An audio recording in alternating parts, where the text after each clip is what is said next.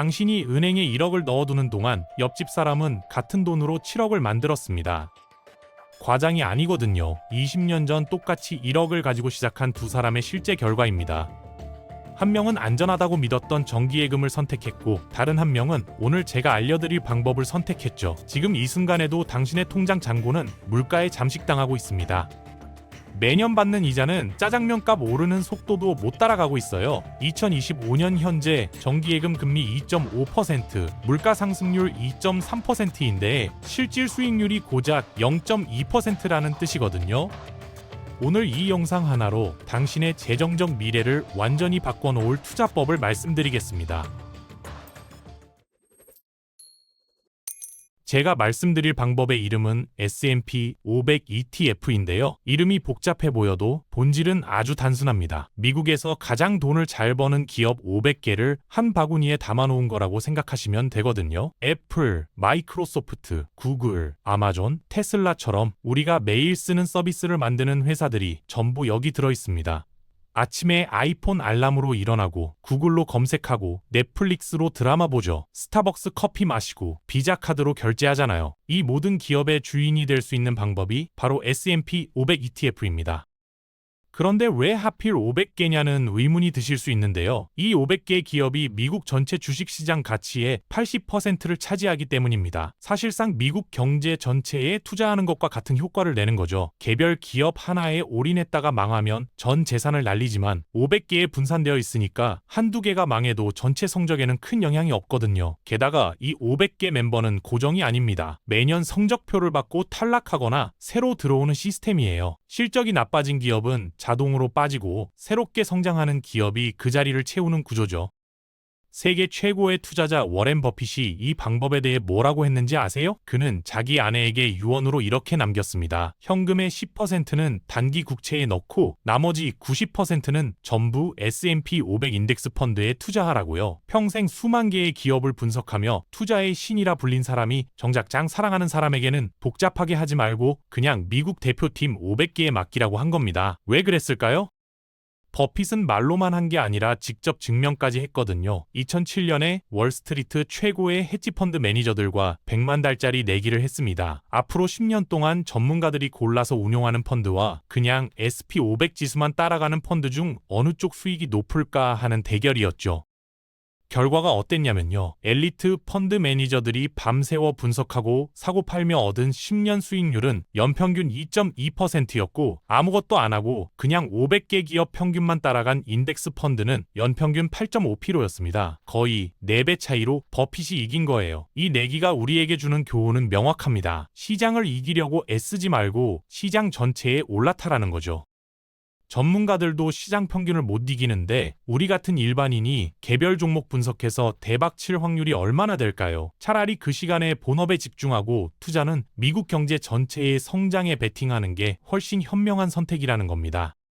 실제 숫자로 보면 더 충격적인데요. 지난 30년간 S&P 500의 연평균 수익률은 약 10%입니다. 복리로 계산하면 7년마다 원금이 2배가 되는 속도거든요. 20년 전에 1억을 넣었다면 지금 7억이 넘고 30년이면 17억을 넘어섭니다. 같은 기간 예금에 넣어뒀다면 고작 2억도 안 되는 돈이 됐을 거예요. 이 차이가 서울 아파트 한 채 값입니다.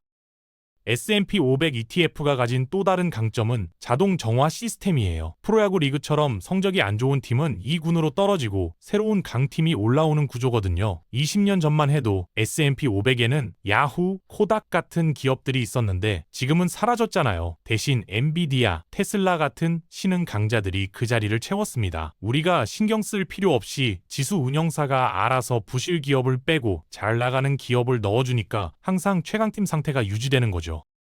진입 장벽도 거의 없다시피 합니다. 애플 주식 한 주 사려면 30만 원이 넘게 필요하고 아마존은 200달러가 넘거든요. 하지만 국내에 상장된 S&P 500 ETF는 한 주에 2만 원도 안 됩니다. 치킨 한 마리 값으로 애플, 마이크로소프트, 테슬라, 엔비디아 전부의 주주가 될 수 있다는 뜻이에요. 매달 치킨 한 번 참고 ETF 한 주씩 사면 10년 뒤에는 상당한 자산이 쌓여 있을 겁니다.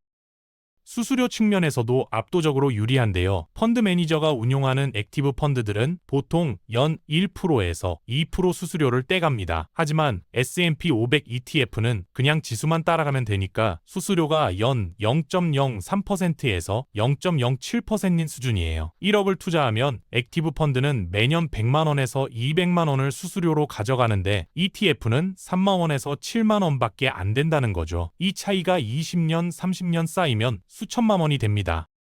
자, 그럼 이제 실제로 뭘 사야 하는지 알려드릴게요. 증권사 앱을 켜서 SP500을 검색하면 타이거, 코덱스, SPY, VO, IVV 같은 이름들이 쏟아져 나오는데 당황하실 필요 없습니다. 이걸 커피로 비유해드리면 바로 이해되실 거예요. S&P 500이라는 원두는 하나인데 이걸 스타벅스에서 팔면 스타벅스 아메리카노가 되고 이디야에서 팔면 이디야 아메리카노가 되는 것처럼요. ETF도 어느 회사에서 만드느냐에 따라 이름이 달라지는 거거든요. 국내에서는 타이거가 미래에셋 자산운용 브랜드고 코덱스가 삼성자산운용 브랜드입니다. 미국에서는 SPY가 스테이트 스트리트, VO가 뱅가드, IVV가 블랙록에서 만든 제품이에요. 근데 본질은 전부 똑같습니다. SP500이라는 같은 지수를 추종하기 때문에 장기 수익률은 99% 이상 동일하게 움직여요. 차이라고 해봤자 운용 보수가 0.01%에서 0.04% 정도 다른 것과 한 주당 가격이 다른 정도거든요. 그러니까 타이거냐 코덱스냐 SPY냐 VO냐 고민하는데 너무 많은 에너지를 쓰지 마세요. 어떤 카페에서 아메리카노를 마시느냐 보다 일단 아메리카노를 마시기 시작하는 게 훨씬 중요한 것처럼 어떤 ETF를 고르느냐 보다 일단 투자를 시작하는 게 핵심입니다. 다만 한 가지 중요한 선택지가 있긴 해요. 한국 증권시장에 상장된 국내 ETF를 살 것이냐 아니면 미국 증권시장에서 직접 해외 ETF를 살 것이냐 하는 문제인데요. 이건 편의점 커피냐 현지팩 커피냐의 차이라고 보시면 됩니다. 국내 ETF는 원화로 우리가 쓰는 증권사 앱에서 바로 살 수 있어서 편하고 해외 ETF는 달러로 환전해서 미국 시장 열리는 밤 시간에 거래해야 하는 번거로움이 있죠.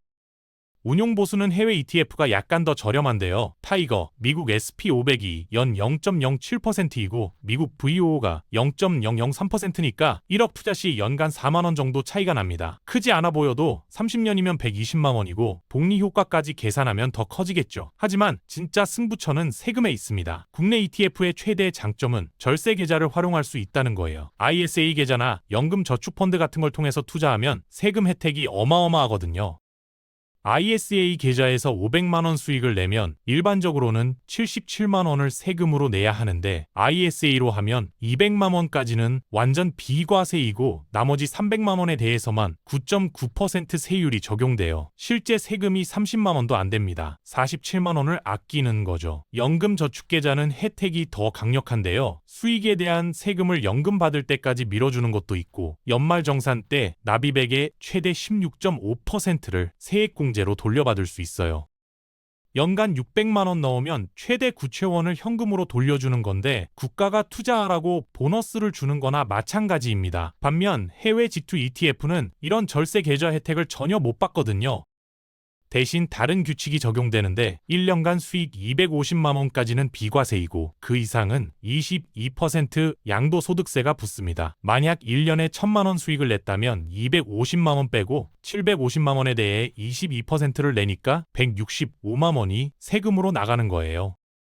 결론을 정리해드리면 이렇습니다. 투자 초보자, 사회 초년생, 직장인이라면 무조건 국내 상장 S&P 500 ETF를 ISA나 연금저축계좌로 사세요. 편의점 커피에 1+1 행사까지 붙은 격이니까 마다할 이유가 없거든요. 반면 이미 투자 경험이 많고 금융소득이 연간 2천만 원을 넘어서 금융소득 종화세 대상인 고소득자라면 해외 직투가 유리할 수 있어요. 매년 250만 원 기본공제를 활용하고 22%로 세금을 깔끔하게 끝내는 게 오히려 절세가 되는 케이스가 있기 때문입니다. 이제 마지막으로 가장 중요한 이야기를 드릴게요. 투자의 세계에는 이런 격언이 있습니다. 투자를 시작하기 가장 좋은 때는 어제였고 두 번째로 좋은 때는 바로 오늘이라고요. 지금 이 영상을 보고 나서 그냥 재밌는 정보였네 하고 넘기면 1년 뒤에도 당신의 계좌는 오늘과 똑같을 거예요. 하지만 오늘 당장 증권사 앱을 열고 ISA 계좌를 개설하고 2만 원짜리 ETF 한 주만 사보세요. 거창한 목돈이 필요한 게 아닙니다. 오늘 저녁 치킨 한 마리 참고 그 돈으로 시작해도 됩니다.